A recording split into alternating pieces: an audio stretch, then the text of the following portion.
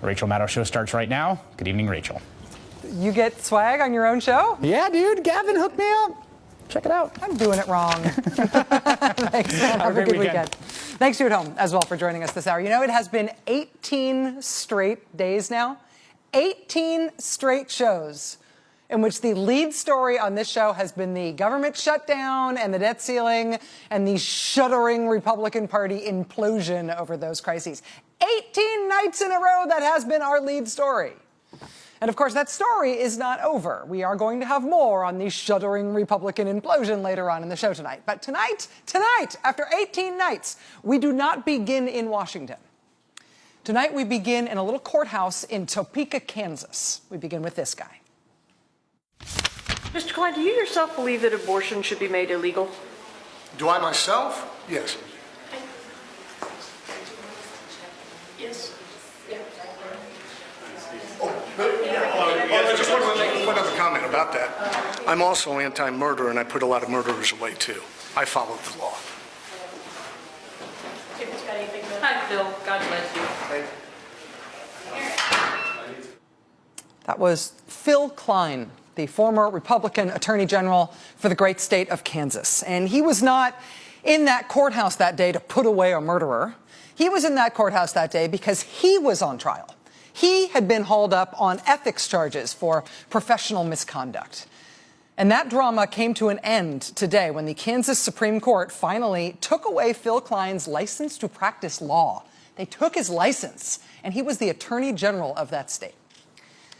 The real drama in this case has always been that this Phill Kline thing has been taking place against the backdrop of just incredible violence in Kansas. In 1993, this woman walked up to a Kansas doctor who'd just gotten into his car at the clinic where he worked, and she shot him. She shot him through both of his arms. He had been attacked before. His clinic had been firebombed before, but in 1993, they actually shot him.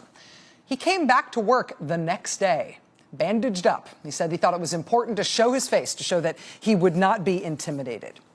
The woman who shot him, Shelley Shannon, went to prison for shooting Dr. George Tiller in Kansas in 1993, but the radical anti-abortion movement saw her as a hero for having shot him. While she was in prison, she got more than 24 visits from this guy, Scott Roeder. He told the writer Amanda Robb that it was during those prison visits to see the woman who had shot Dr. George Tiller that he started to think that maybe he should be the guy to finish off what she had started. Shelley Shannon had tried to kill Dr. Tiller, but Scott Roeder decided that he should be the one to finish the job. And in May 2009, indeed, Scott Roeder stalked Dr. George Tiller at his church on a Sunday morning, entered the church, and killed him. When the police pulled Scott Roeder over that morning after the killing, he had a Post-it note on his dashboard with the name and number for the policy director of the anti-abortion group Operation Rescue on that Post-it note. So now it's Scott Roeder who's in prison in Kansas, this time for having killed Dr. Tiller. And now the person who has struck up the jailhouse friendship with him is a Kansas woman named Angel Dillard. She told the Associated Press that just as the woman who shot George Tiller had been an inspiration to Scott Roeder is now an inspiration to her. She said, quote, "Quite honestly, as soon as I heard about it, I realized that he was able to accomplish what those of us in the pro-life movement had not been able to accomplish. We put millions of man-hours in, protested, millions of dollars, attempts at legislation, and we were butting our heads up against the wall. We were not getting anywhere. But with one move, meaning the murder, Scott Roeder was able to accomplish what we had not been able to do. So he followed his convictions, and I admire that."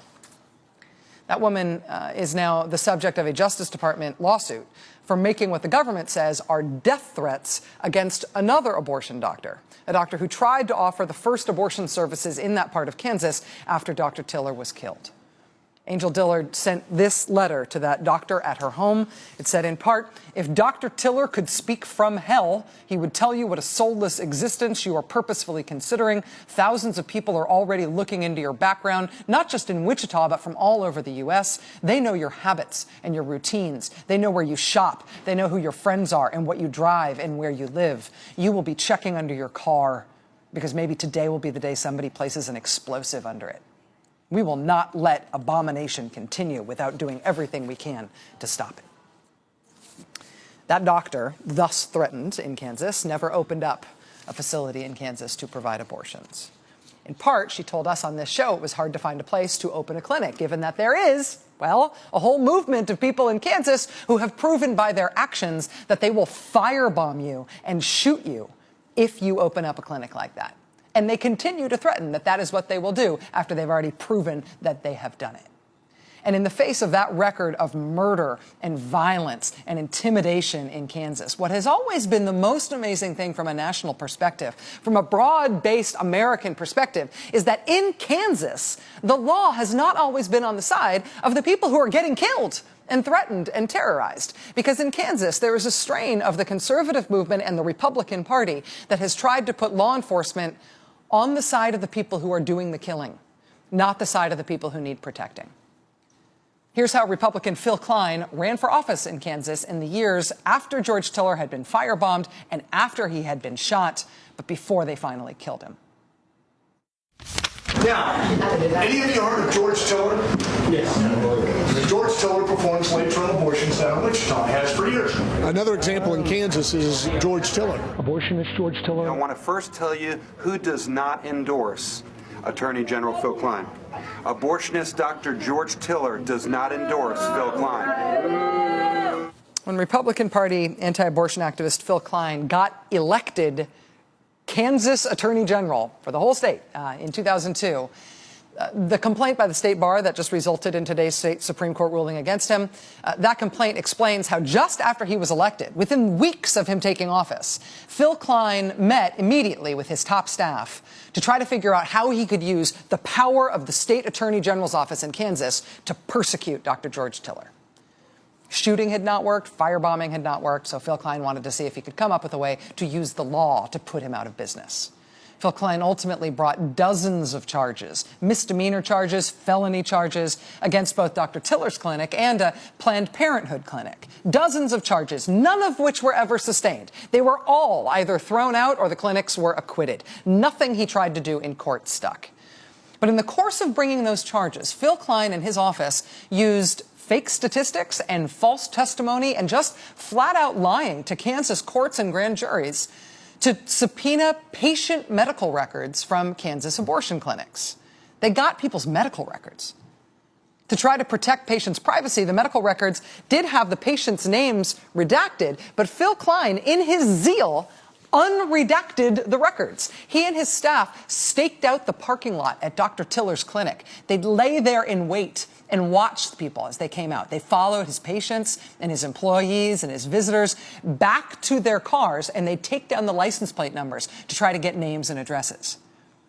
They went to a hotel that was nearby to the Tiller clinic and subpoenaed the records from visitors who stayed at that hotel, so then they could try to match the names of people staying at the hotel by cross-referencing with medical records from people's abortions, to try to put names back on those records, even though they'd been redacted. Having thus pieced together records of women's abortions, including names and addresses and phone numbers and identifying information and dates of their abortions and their exact medical histories, having pieced all that together, he then made copies and moved those records from the Attorney General's office to the open garage of one of his employees, to another guy's car, to a local county district attorney's office. At one point, his employees took the full private medical files of a whole bunch of named patients to the local Kinko's and spent a whole bunch of time there copying them and leaving them lying around in public. Eventually, those records ended up in a Rubbermaid tub sitting in a Phill Kline staffer's apartment for more than a month. In the middle of all of this, Phill Kline actually lost his job as Kansas State Attorney General. He was defeated by a Democrat in 2006. His next job was as a local county DA. But to his next job, he took those private medical records with him. The ones he'd been able to get as AG and piece them together from following people around and everything, he took the records with him. Part of the state bar's unprofessional conduct complaint against him is that he lied to the state bar when he told them that those records had always been under lock and key. Not only were they not under lock and key, in the year 2006, they ended up mysteriously on the Bill O'Reilly show, on the O'Reilly Factor on the Fox News channel. It's funny, the tape of that specific night of the O'Reilly show seems to have been scrubbed off the face of the earth. The transcript of it still exists, but you can't find the tape of it anywhere, not even a clip. But Bill O'Reilly somehow obtained all of those Kansas women's medical records, those medical records that had been knocking around in Rubbermaid tubs and cars and garages in Phill Kline's office, while he said they were under lock and key. Those records somehow made their way to the producers of the Bill O'Reilly TV show on Fox News. But Phill Kline always denied he had anything to do with that. Well, today, Phill Kline lost his license to practice law by order of a unanimous ruling from the Kansas Supreme Court. He is totally unrepentant. He teaches law now at Liberty University in Lynchburg, Virginia. That's the conservative Christian school founded by the late Jerry Falwell. The law school at the Jerry Falwell School says they have no plans to fire Phill Kline or change his teaching responsibilities at the law school now that he has lost his license to practice law for professional misconduct. They say that has nothing to do with whatever it is he's able to impart to conservative law students in Virginia. They are still very happy with him. What remains the most amazing thing about this chapter in bloody, bloody Kansas is the blurring of the line there between the kind of normal anti-abortion politics that are essentially mandatory in the Republican Party right now and the radical offshoot of those policies, the radical variant of those policies that seeks to enforce the anti-abortion doctrine through murder, through violence. Phill Kline was breaking the law and stealing medical records to bring trumped-up, soon-to-be-thrown-out charges against Dr. George Tiller to try to put him out of business. But almost every day of that trial, there sitting in the audience was Scott Roeder, the guy who would eventually go on to kill Dr. George Tiller. He was there at the trial when Phill Kline was able to get Tiller in court. Scott Roeder's jailhouse friend, who's now threatening to kill the next abortion doctor in Kansas, the lawyer who was defending her in her Justice Department case, that's him on the left with Angel Dillard. He's the same lawyer who Phill Kline appointed to be his special prosecutor to try to put George Tiller out of business. That means the state of Kansas paid that guy's legal bills. The taxpayers of Kansas did not just pay to defend Phill Kline for all of these ethics charges. They paid the legal bills for that special prosecutor, the guy who himself was one of the Summer of Mercy protesters laying down in front of police cars and trying to shut down Dr. Tiller's clinic back in the 90s. If you live in Kansas, you've been paying him. And when Phill Kline finally got his own day in court, when the hearing started against him, that resulted today in his losing the right to practice law, the courtroom filled up that day in Topeka with his core supporters, the Republican Party's base of hardline supporters for hardline anti-abortion politicians like him. We want to make sure that these people know there are people watching them and that they're accountable to the public. She was there that day that the hearing started against Phill Kline in Topeka, the one that resulted in him losing his law license today. That is the person whose name and number were on the dashboard of Scott Roeder's vehicle when the police pulled him over the morning he murdered George Tiller. That's the policy director for Operation Rescue. She herself has done time for bombing clinics. She's there to support Republican Attorney General Phill Kline all the way in the case that today got him thrown out of the legal profession. Joining us now is Duverne Gaines. She's legal coordinator for the Feminist Majority Foundation. Duverne, it's great to have you here tonight. Thanks for being with us.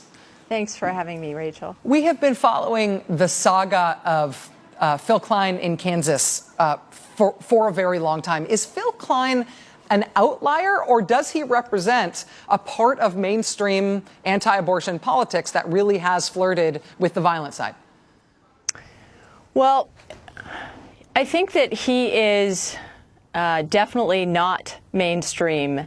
And he has cozied up to and been a member of a group, an enclave within Kansas that has really created, they are extremists. And I would say that he is an extremist.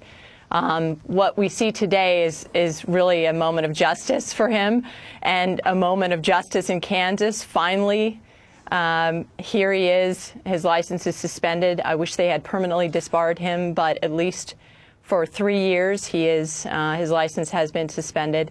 But you know what he did, using his position of authority as the Attorney General of Kansas, was fan the flames of extremism. And Scott Roeder himself cited his acquittal, the acquittal of George Tiller against these totally baseless charges as the reason why he then proceeded to murder him.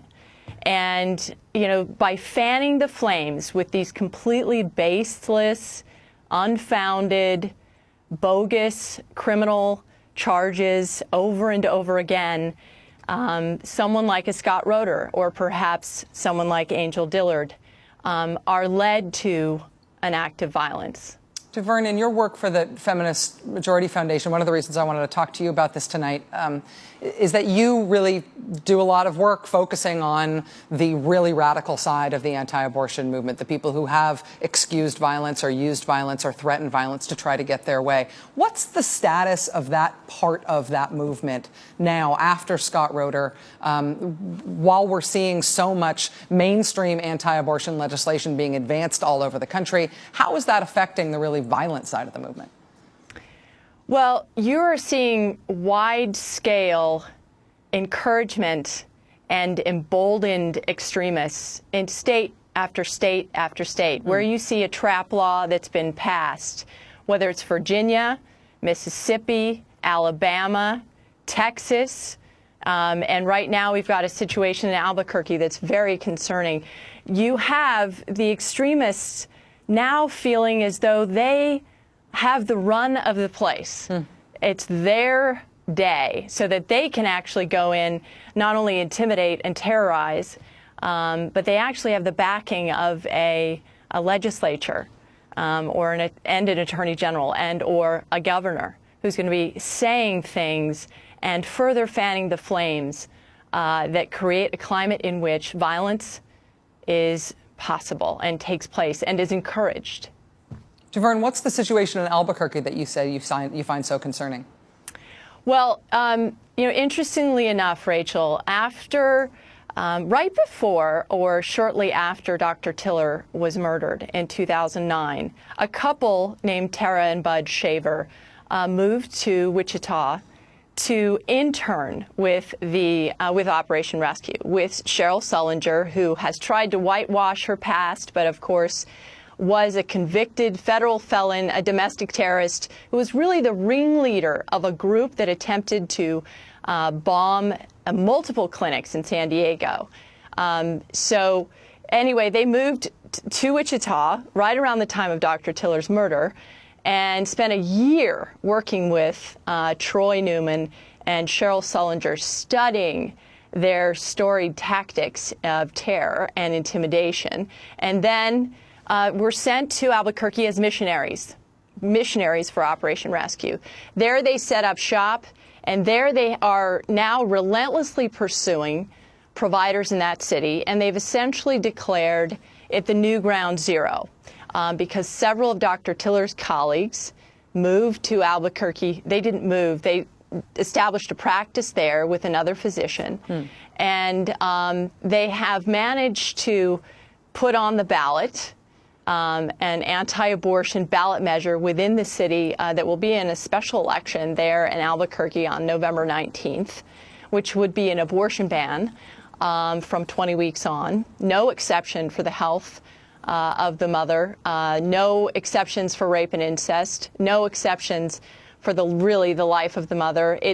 And they are, in August, they convened a leadership council that brought in all of these extremists from all over the country to meet with them and have a boot camp training of sorts, which of young adults to go out and carry out their tactics. But also, we believe behind the scenes it was an excuse for a leadership meeting to plan the next steps in their campaign against the providers in that city and to further their campaign of terror and intimidation nationwide, not just in Albuquerque, but of course we're seeing a larger assembly of these groups. Vern Gaines. Yeah. We're going to have you back to talk more about Albuquerque. We've been sort of monitoring that story. In the background, thinking about this as a new tactic in terms of it being a local ordinance like this, but the militance with which it has been pursued in Albuquerque and its link to that larger national movement is really important stuff. So, Vern Gaines, legal coordinator for the Feminist Majority Foundation. Vern, thanks for helping us understand it tonight. Thanks for being here. Thank you. I appreciate it. All right. The big election in New Jersey is over. Also, it's just around the corner. On a day of really big news about marriage equality in the great state of New Jersey, the woman who would be trying to unseat the anti-same-sex marriage governor, Chris Christie, Barbara Buono, is going to join us live right here in this very TV studio tonight. Please stay with us.